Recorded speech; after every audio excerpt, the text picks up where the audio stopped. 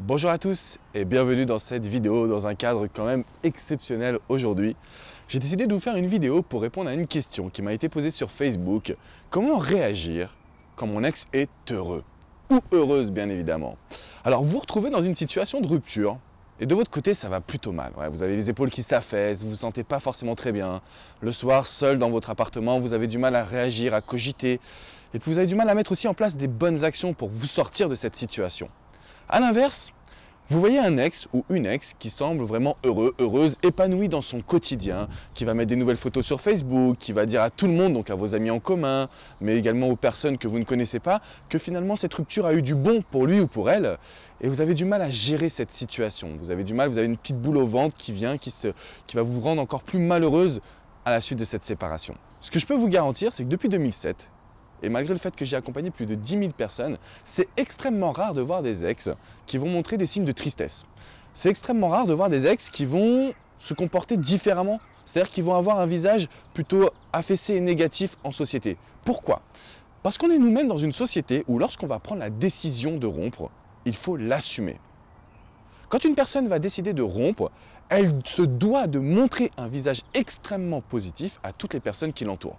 Que ce soit sa famille, ses amis, ses collègues de boulot, bref, on n'a pas le droit, quand on prend la décision de rompre, de se sentir mal.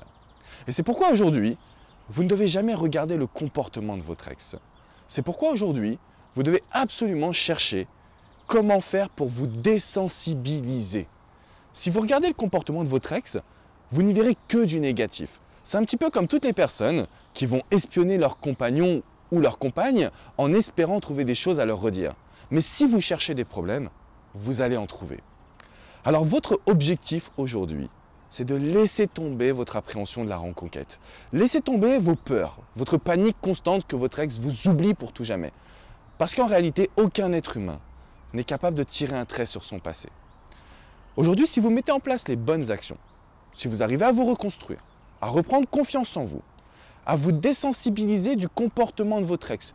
Donc il ou elle peut agir comme il le souhaite en réalité, peu importe, cela ne changera pas votre comportement à vous. À partir de cet instant, vous allez pouvoir reprendre le contrôle de votre reconquête.